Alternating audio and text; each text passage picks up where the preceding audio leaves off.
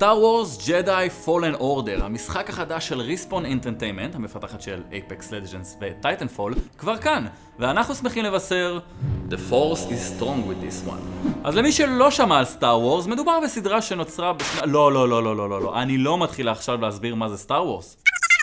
למה? כי די, מדובר על Star Wars, אולי גם נסביר מאיפה תינוקות באים לעולם.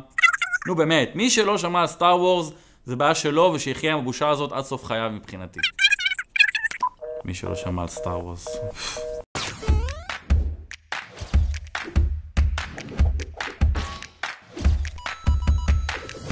תכלס, גם אם מעולם לא פינטזתם על לנופף בלייטסייבר שלכם, ואף פעם לא הבנתם מי זה יודה הזה ולמה כולם אוהבים לדבר כמוהו, זה לא משנה. כי אם אתם אוהבים משחקים, כנראה שאתם גם תתאהבו במשחק הסטאר וורס החדש. אהבתם לטפס על צוקים בלתי אפשריים ולקפוץ מגבהים מסחררים באנצ'ארטד? שימו לב לזה.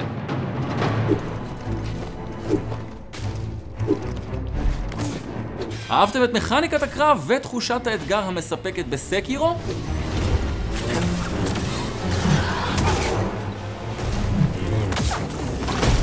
כמה מגניב היה להניף חפצים ולשלוט בסביבה עם כוח המחשבה במשחק קונטרול.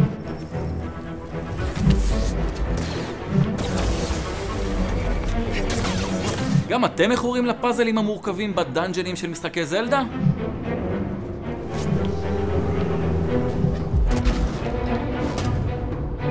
אם עניתם כן על אחד הסעיפים או יותר, סרטון זה בשבילכם הוא. סורי על זה, הייתי חייב. נתחיל בעלילה. קל קסטיס היה פדוואן צעיר בדרכו להפוך לג'די כשהקיסר פלפטין הוציא לפועל את אורדר 66, פקודת ה-Kill All Jedis הידועה מנקמת הסית. קל הצליח להימלט מאותו תיאור ג'דייז שנעשה על ידי חיילי האימפריה ומצא את עצמו בכוכב ברקה. פסט פורוורד כמה שנים קדימה ופה מתחיל המשחק. אחרי שנים שהסתיר את זהותו, קל משתמש בפורס להציל את חברו מנפילה לתוך תהום. האינקוויזיטורים, יחידה מיוחדת שהוקמה לאיתור וחיסול ג'דייז, מזהה שנעשה שימוש בפורס ודולקת בעקבות קל. לאחר טוטריאל מתבקש בו נלמד את השליטה הבסיסית במשחק, אנו נמלטים מהאינקוויזיטורים בשנייה האחרונה באמצעות ספינת חלל בפיקודו של קפטן גריז, שם נפגוש גם את סיירה, ג'דאית לשעבר שמתמחה באיתור מועמדים פוטנציאליים בעלי רגישות לפורס. ביחד אנו יוצאים למסע להחזיר את מסדר הג'דאי לקדמותו. מעריצי הסדרה יזהו במשחק אלמנטים רבים מהשפה הקולנועית של הסרטים, בין אם אלו מעברי הסצנות האיקונים של סטאר וורס, או אפקט היציאה ממהירות האור בהגעה לכוכב חדש, ועד לסאונד אפקטים כמו רובי הלייזר וחרבות האור. גם הפסקול המצוין שמלווה את המשחק מרגיש קלאסיק סטאר וורס.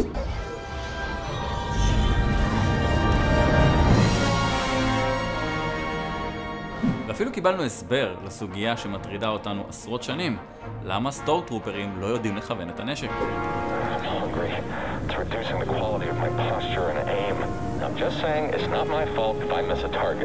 במשחק נעבור בין 6 כוכבי לכת שונים, אבל נוכל לטייל רק ב5. מהג'ונגלים של קשיק, כוכב הבית של הווקיז, ועד לכוכב המוות הסיוטי, דאת'מיר. במשחק תוכלו לבחור בין 4 רמות קושי שישפיעו על חלון הזמן בו תוכלו להדוף את מתקפות היריב, כמות הנזק שתספגו, והאגרסיביות בה האויבים יתקפו אתכם.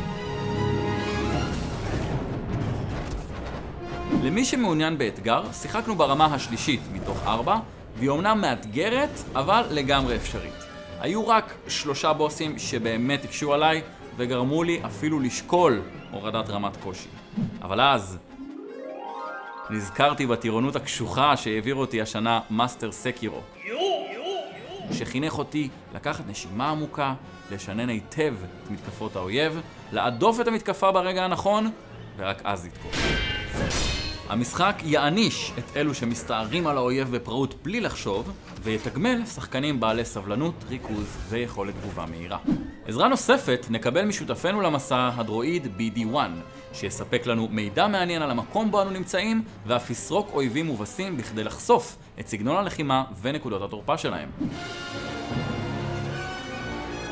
רמת הקושי ניתנת לשינוי בכל רגע נתון, ולטרופי הנטר שביניכם אין לה כל השפעה על השגת פלטינום. בואו נדבר גיימפליי. קל מתחיל את מסעו עם שליטה בסיסית בלייטסייבר, ויכולת מוגבלת להאט את הזמן בעזרת הפורס. במהלך העלילה, קל חווה פלשבקים, ואלו מזכירים לו יכולות ששכח. הוא ילמד לרוץ על קירות, לדחוף ולמשוך בעזרת הפורס, וזו רק ההתחלה. בנוסף, קל יוכל לשדרג את הדרואיד BD1, שיקנה לו גישה למקומות שלא יכל להגיע אליהם קודם, ואפילו את הלייטסייבר שלו. אתה בלייטסייבר anyone?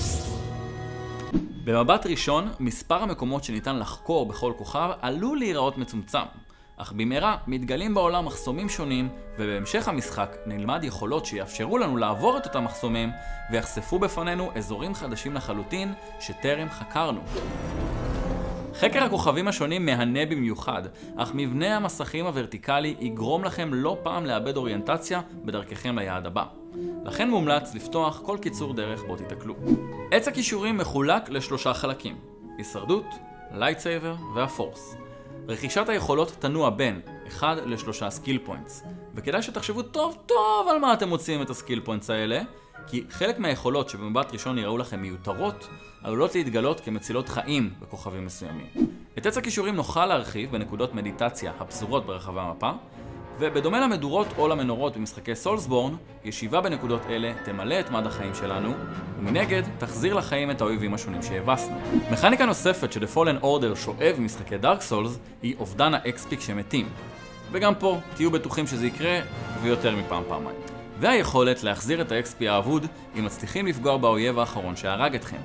רק שב-Fallen Order תקבלו בנוסף גם ריפיל מלא למד החיים ולמד הפורס שלכם. במקרים מסוימים שווה להשאיר את אותו אויב בחיים, למקרה ותמצאו את עצמכם מוקפים באויבים רבים ועל סף מוות. הוא יהיה תעודת הביטוח שלכם. לציידי הלוט, גם זה יש במשחק ובכמויות, אך קחו בחשבון שרובו קוסמטי. תוכלו למצוא חומרים ובאמצעותם לשנות את הביגוד של קל, לבחור צבעים ועיצובים שונים ללייטסייבר, ל-BD1 ולספינת החלל של קפטן גריז. בואו נדבר גרפיקה. הגרפיקה ב-Fallen Order טובה. אפילו טובה מאוד. יודעים מה? גרפיקה מעולה. פלוס. כל טקסטורה וכל מודל במשחק מושקעים ומרשימים ביותר, בין אם מדובר בדמויות בצמחייה, בטבע או בעולמות המשחק השונים. ובזמן הקאטסינס, הגרפיקה עולה מדרגה נוספת. העלילה במשחק טובה בסך הכל. פחות בנאלית מ-Jedi Good, Dark Side Bad. בעיקר בזכות מספר דמויות משכנעות שמתפתחות עם העלילה וחושפות סיפור רקע שחושף את המניעים שלהם. הגדולה האמיתית אבל של Fallen Order היא העובדה שהמשחק עומד בפני עצמו ויספק אתגר והנאה רבה גם למי שמעולם לא שמע על סטאר וורס. ואם רציתם להכיר לילדיכם את העולם המופלא של מלחמת הכוכבים, אבל חששתם שלא יצליחו להתחבר לסרטים הקלאסיים משנות ה-70, המשחק הזה יכול להיות הפתח לסדרה שתמיד חיפשתם. לסיכום, בעוד ש-Fallen Order קצר יחסית למשחק טריפל איי, הוא נותן תמורה מלאה לעלות שלו.